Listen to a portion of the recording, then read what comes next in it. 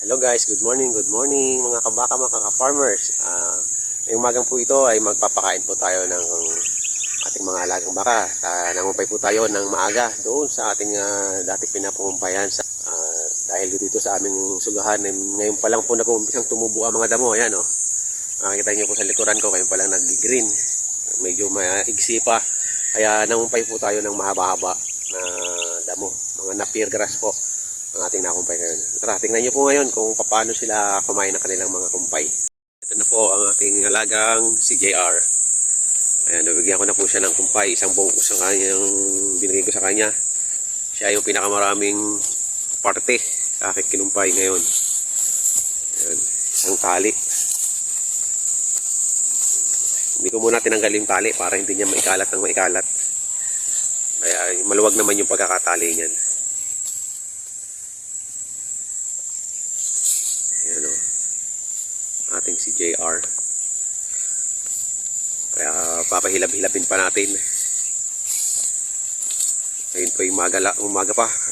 Mount Kalisungan na takloban pa ng ulap.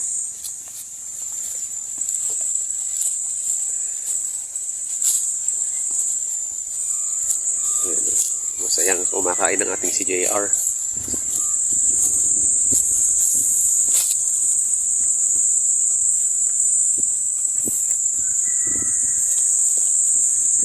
Medyo malapad ang pit niya, no? And, sa iba pa, punta pa tayo sa iba. Lahat natin lagyan na yung makakain. Ito po si Rosalinda, nabigyan ko na rin po. Kalahati lang yung kanya.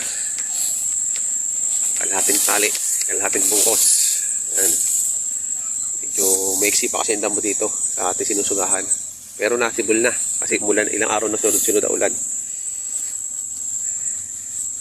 Ito po ay 4 months ng buntis. Kaya may aabangan na ho tayo dito. Anong ilalabas nito?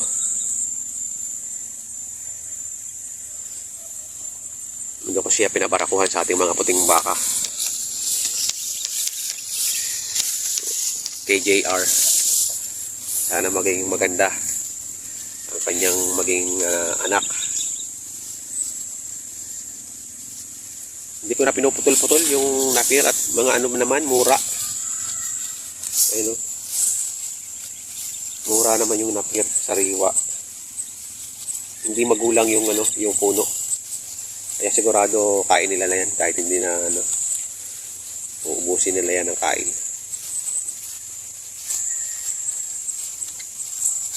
Buntis po yan ng 4 months.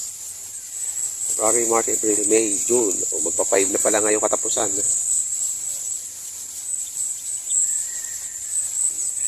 Iba naman po tayo pumunta.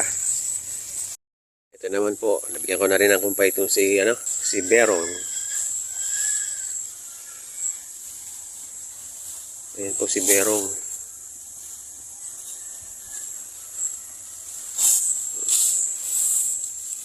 Sarap-sarap din siya kumain ng kanya kumpay. Oh.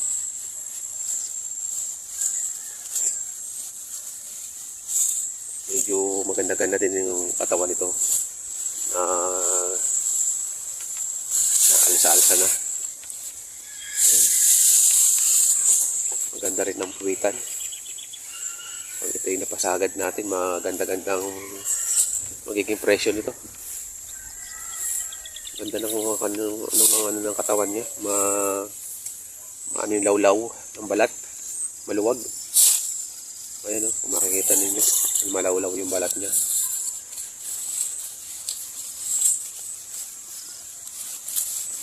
Ayan, o.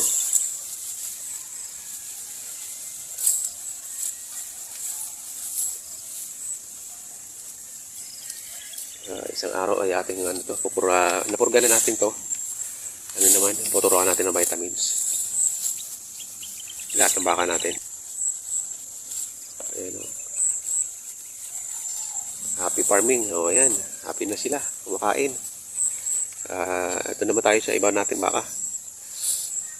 Dalan din natin ng kumpay. Medyo malayo yung tricycle natin. Ayun pa.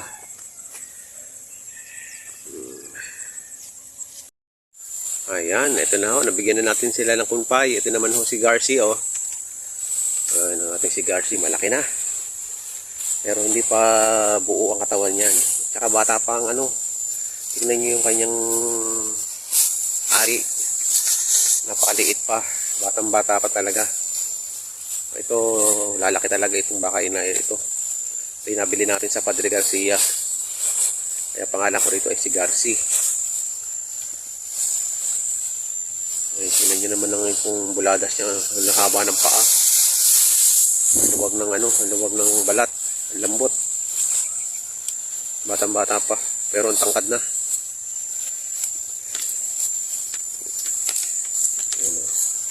Meron siyang mark sa katawan na 019.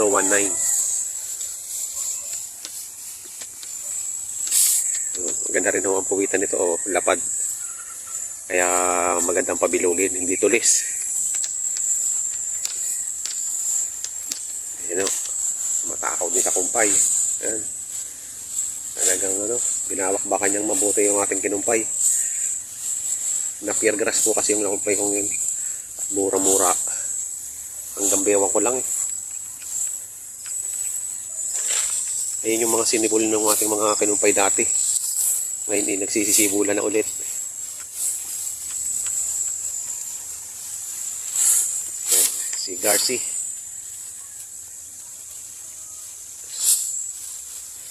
At ito na, si Aventus. Ang ating si Aventus na makulit. Na sobrang siyang takot sa akin. Kaya ayaw na magpalapit sa akin. Ako kasi nagpapalit ang pangilong niya. Nag-i-inject. Siguro nadala. Ayan o. Ating ipa-project to. Hindi natin to susukuan. Papatabain natin talaga to. Kasi ito yung dito ako nahirapan sa baka na to eh. Nahirapan ako siyang pagandahin ng katawan. Hindi naman siya payat na payat. Kaya lang, hindi rin siya mataba. Na mataba. O di siguro dahil bata pa. Kasi may napanood ako, sabi 2 years daw. Bago gumanda ang katawan talaga ng baka. Ito, mag 2 years na to. Nabili ko kasi ito bagong walay. Ito, mag 2 years na yan. 2 years na yan. Kaya siguro gaganda na ngayon ang katawan yan. Ayan, si Aventus.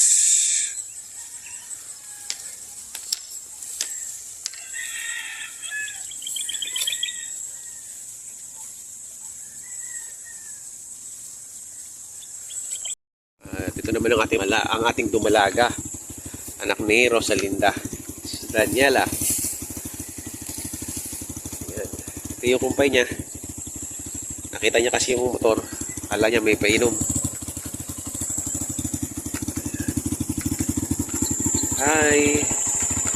Hi baby ko!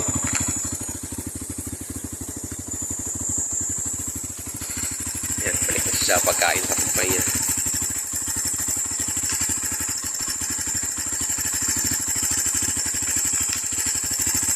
Oy, tusi po. Mga batang baka. 1 year and ano lang to. Naging 1 taon. Wala pang 1 taon at kalahati.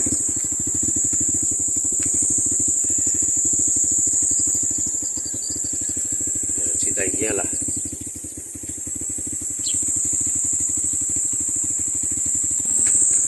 At ito po yung pinakahuli, pinakalas natin sa alaga. Isang torete. 1 taon na rin to. Noong April. 1 taon na siya. Ayan si Ulila. Dito tayo babawi. Nalugi tayo sa inahin. Dito tayo babawi sa anak. Kaya kailangan mapalaki natin ito ng maayos. Maalagaan para makabawi. Kahit sa puhunan.